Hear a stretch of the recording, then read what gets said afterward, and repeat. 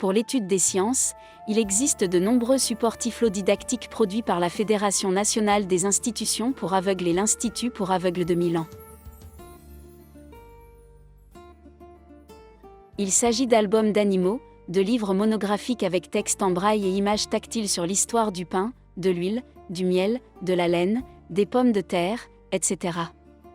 Livres sur les phénomènes naturels, tables sur le corps humain, tables sur la biologie, tables sur l'astronomie, tables sur la physique, tables sur la chimie. Il s'agit d'aides qui permettent la connaissance du corps humain, des milieux naturels et des organismes vivants. La connaissance d'éléments d'astronomie. L'apprentissage des phénomènes physiques et chimiques. Prenons quelques exemples.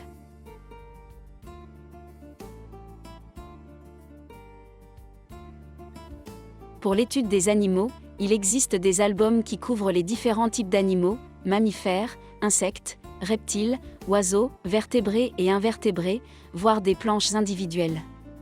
Certaines planches présentent également la taille de l'animal à l'échelle de l'homme, ainsi qu'un détail de l'animal. Les livres scientifiques monographiques présentent le texte monographique en braille accompagné d'illustrations en relief montrant les principales caractéristiques du sujet traité, par exemple le cycle de croissance de la pomme de terre et son utilisation, la culture du riz ou le processus de production et de transformation du miel.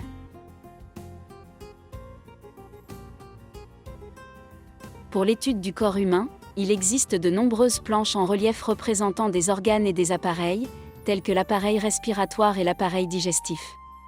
Des planches individuelles et des livres monographiques avec des illustrations tactiles représentant le système solaire, les constellations, les mouvements de la Terre, les éclipses de soleil et de lune permettent l'étude de l'astronomie.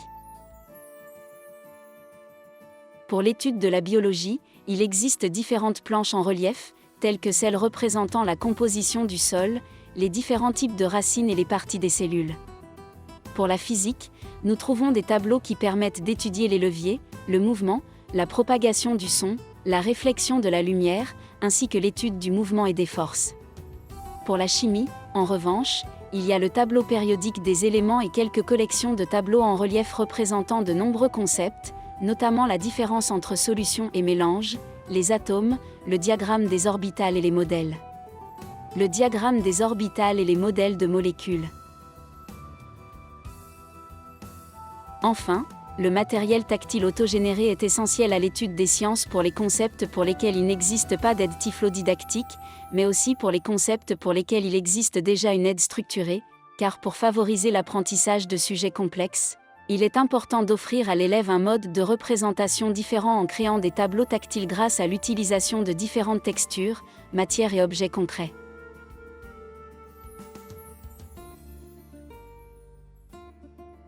Ici, le tableau de la photosynthèse, le système respiratoire et les cellules sont représentés.